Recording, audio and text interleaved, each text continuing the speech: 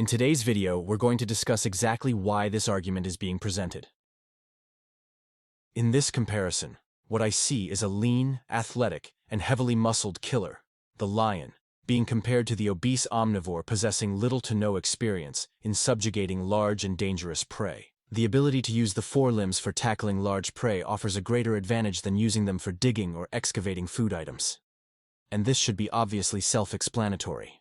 Grappling, subduing, and implementing killer bites on large and dangerous prey animals that can inflict serious bodily injury is by far more impressive than merely digging for food like insects. The act of grappling a living, dangerous animal differs significantly from the unhurried tasks of flipping rocks or digging for food or insects. The difference here is simply significant. Yes, the bear's forelimbs are also built for strength, but they are primarily adapted for digging dens, pushing rocks, foraging for roots and insects. This video is more about the overall dexterity, or having more skills of the limbs rather than strength. So what makes an animal have better grappling forelimbs? According to science, the ability to supinate the forearm is a key morphological trait for grappling. The ability to supinate the forearm, or rotate the forearm so the palm faces upward or inward, is crucial for manual manipulation. Predators that need to grapple and subdue prey with their forelimbs have evolved to retain a high degree of forearm or antebrachium rotation. The morphology and shape of the humeral distal articulation is one of the established indicator of this predatory behavior. Carnivores with greater forearm mobility have different elbow joint structures than those specialized for running like ungulates. Ungulates are adapted for cursorial locomotion, which requires the forelimb motion to be restricted to a single plane for locomotor efficiency. Their radius and ulna bones are often fused or tightly bound, preventing supination.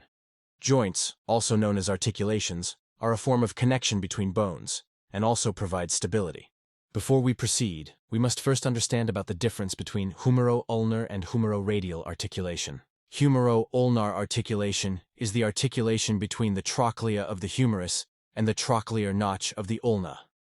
The ulna bone is primarily responsible for flexion extension at the elbow, while the humero-radial articulation, on the other hand, is the articulation between the capitulum of the humerus and the proximal head of the radius. The radius is primarily responsible for pronation-supination at the elbow. In this data, the brown bear has the better PC2 score than the lion because of the lower and more negative PC2 score. Based on the low PC2 score, carnivorans that scores lower on PC2 have more distally expanded trochlear flange, adding some stability during grappling.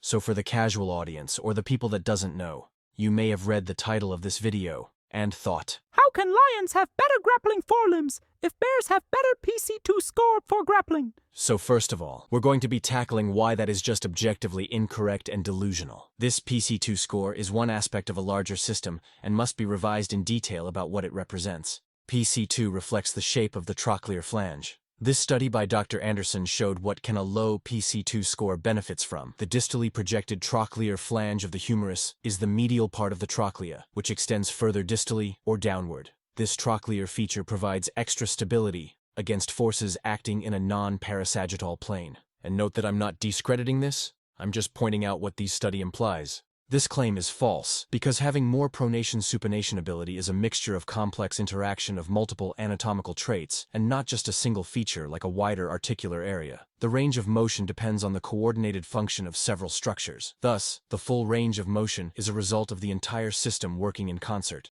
and limitation in any of these components can restrict the overall ability to pronate and supinate. And due to the similarity of the shape of the bear's capitulum with the beer dog being flat, resulting in a nearly flat radial articular surface, this would result in brown bears having restricted rotation of the forearm compared to lions.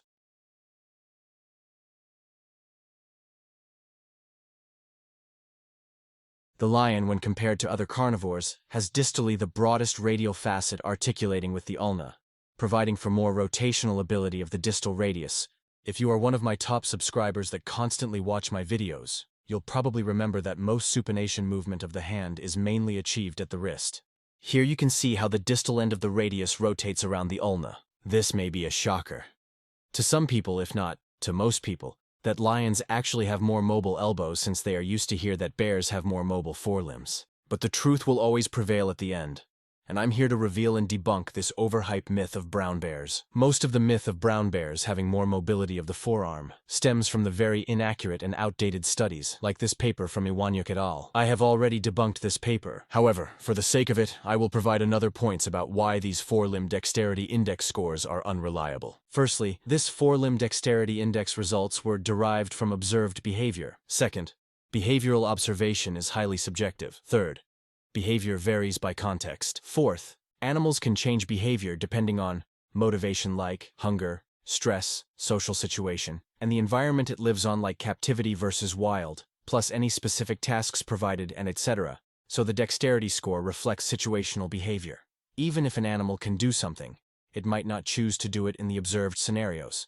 Thus, the index may underestimate or overestimate the true capability. Last but not the least, bone morphology is far more reliable and accurate.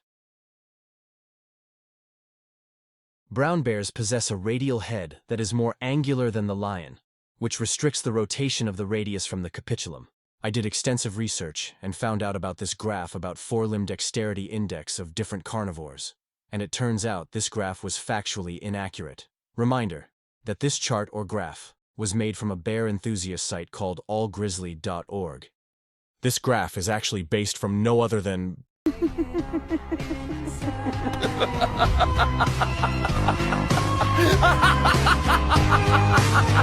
this cherry-pick lateral epicondyle is not more reliable when we consider the fact that lions have far more advantageous traits for supination, while the bear fans only have this lateral epicondyle to cherry-pick on.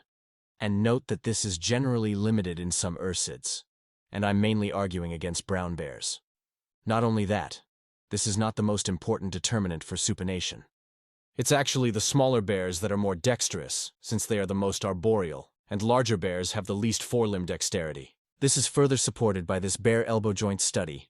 Larger bears have wider trochlea than smaller bears. Again, a wider trochlea means the capitulum is relatively narrow. Ladies and gentlemen, this paper right here is another data that fraud checks Iwanyuk et al.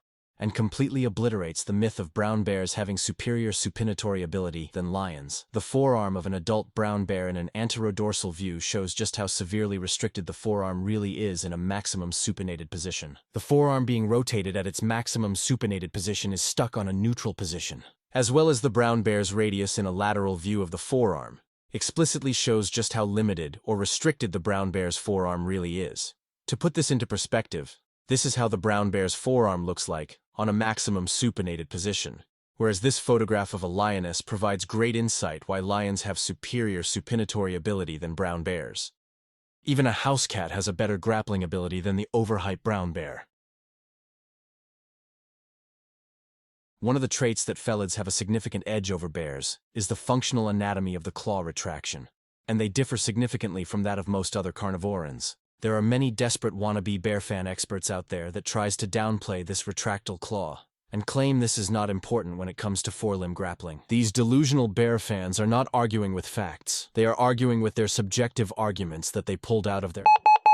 Bears have significantly less curved claws, and consequently, their claws are not as effective for hooking and gripping prey or other adversaries. Bears also possess significantly blunted claws due to constant contact with the ground and use for digging. Felids have much sharper, retractable claws that are much more effective for securing and gripping on a skin or flesh, preventing escape. Rest assured these delusional bear fans, when they see this video, they will respond with their strawman arguments, laying out the facts and understanding why grappling carnivorans have supinatory ability. Literally, the whole purpose of having more supinatory ability is to position and orient the hand and forearm to perform a wide variety of tasks maintaining grasping ability. I loved this study by Janis et al. But to be transparent, this study is also somewhat limited due to methodological constraints and the exclusion of forelimb skeletal elements, which introduces a degree of flaw in the data. On the contrary, this data is still far more reliable than Iwanyuk et al. Nevertheless, this FMI or forelimb mobility index by Janis et al. Only uses the morphology of the proximal humerus, the distal end of the humerus, and the metacarpal. So this brown bear FMI score is actually exaggerated, and most of the Felidae's FMI score is underestimated. We've barely scratched the surface here, and we're just at the tip of the iceberg, and there are actually a lot more ways to assess forelimb mobility on different areas of the limb, and I'm gonna prove it on my next video. I'll be back.